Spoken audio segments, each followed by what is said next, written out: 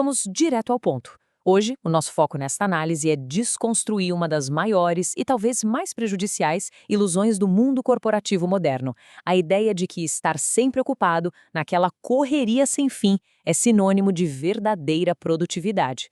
Para quem trabalha com intelecto hoje em dia, glorificar essa atividade frenética tem um custo altíssimo, e é exatamente como desconstruir esse mito que a gente vai explorar agora.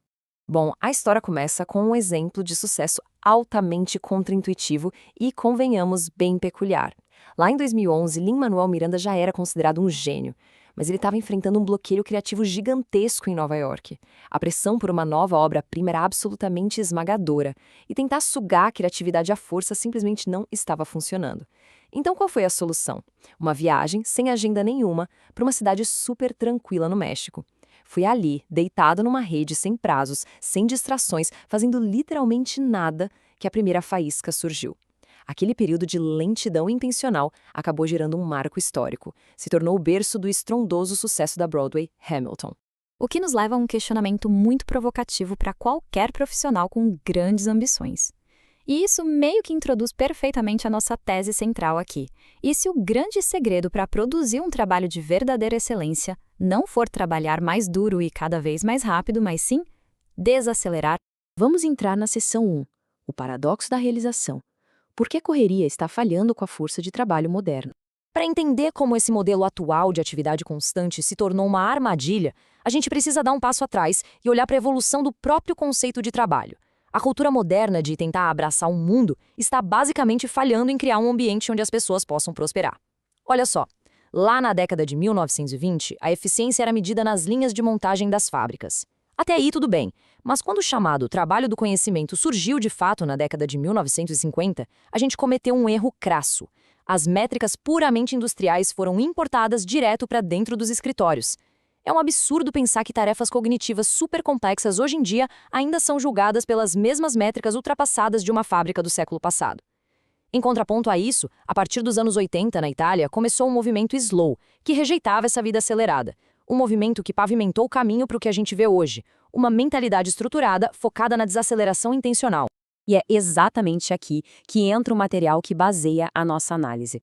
A filosofia trazida pelo autor Cal Newport funciona como um roteiro revolucionário, totalmente amparado na ciência, para substituir de vez essa ilusão moderna de que precisamos estar visivelmente atarefados o tempo todo por um modelo de conquistas e entregas que seja realmente sustentável.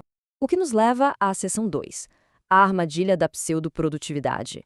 A aplicação da lógica da linha de montagem ao cérebro humano.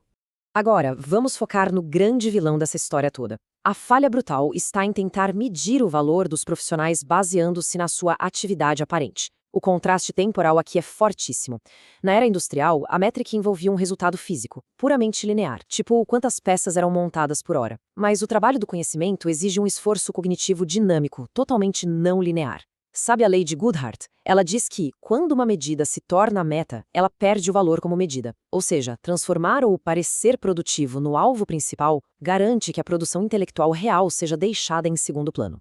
O resultado disso tudo é a definição formal de pseudoprodutividade. O uso totalmente equivocado de ações visíveis, como responder uma mensagem no Slack na mesma hora, ou ficar pulando de uma aba para outra no navegador, como um atestado de produção cognitiva. Carrega uma ironia trágica nisso, não acha?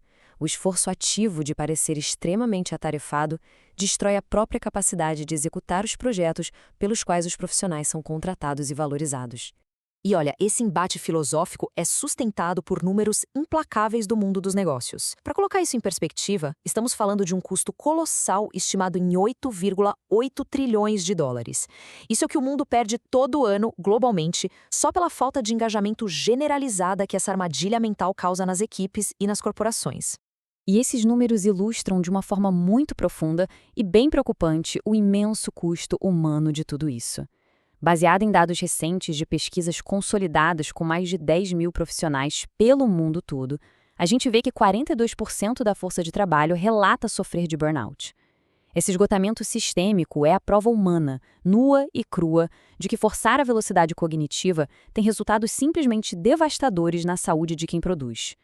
Bom, Depois de ver o tamanho do problema, vamos para a seção 3, os 3 princípios lentos, uma alternativa sustentável à cultura da correria.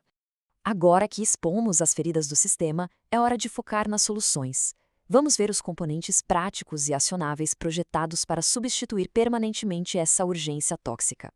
Esse novo sistema se apoia basicamente em 3 pilares simples e interligados: fazer menos coisas, adotar um ritmo natural de trabalho e, por fim, criar uma verdadeira obsessão pela qualidade final da entrega.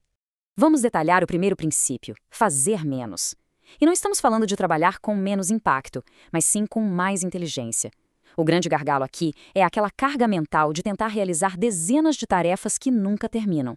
É um peso invisível que drena a nossa memória de trabalho, um conceito super conhecido na psicologia. Pega o caso do escritor Stephen King. Ele bloqueava toda a agitação externa e focava de forma cirúrgica na sua meta restrita de escrever exatamente 2.000 palavras por dia. Esse foco quase exclusivo em pouquíssimas coisas, que são realmente cruciais, cria, inevitavelmente, espaço para um progresso consistente. O segundo passo é aceitar o ritmo orgânico das coisas. A biologia humana não é uma máquina programada para entregas uniformes e intensas todos os dias do ano. Trabalhar demanda ciclos, e os Beatles são um símbolo perfeito disso. Eles simplesmente se isolavam nos estúdios por meses incontáveis, apenas experimentando sem nenhuma pressão iminente. É fascinante notar como as criações de maior impacto exigem essa variação sazonal. Você mescla meses de dedicação profunda com semanas deliberadas de folga, ou fazendo apenas aquelas tarefas triviais de manutenção. O fechamento dessa tríade vem com o terceiro pilar, a busca inegociável pela excelência. Pense no cineasta Quentin Tarantino. Ele refina intensamente os detalhes mais profundos das suas obras, sem dar a mínima para ciclos apressados de lançamentos anuais. É essa mentalidade de artesão que blinda o profissional contra o excesso. Dedicar tempo para criar algo espetacular eventualmente gera o peso profissional necessário para poder ditar as próprias condições de trabalho no futuro. E isso nos traz a seção 4, a ciência da lentidão, os dados comportamentais por trás da filosofia. O que é realmente interessante aqui é que toda essa arquitetura vai muito além de uma simples preferência de estilo de trabalho. É matemática pura, baseada nas limitações do nosso próprio cérebro. Teve um estudo que foi um marco na ciência, lá em 1993, que analisou violinistas de elite. E adivinha só? O ápice do desempenho entre os melhores do mundo acontecia com a prática de meras 4 horas de esforço focado por dia. Mais horas do que isso não resultavam em notas melhores. Na verdade, só levavam à exaustão e a retornos drasticamente reduzidos. Uma rotina forçada de trabalho cognitivo ininterrupto, de 8 a 12 horas, vai totalmente contra o design fundamental da excelência técnica. Esse fenômeno é mapeado pelo que a ciência chama de ritmo ultradiano. Sabe o que é isso? São ciclos biológicos super bem delimitados, onde a nossa capacidade de alerta cerebral dura ali cerca de 90 a 120 minutos. Quando esse limite passa, a atenção simplesmente evapora. E não adianta forçar.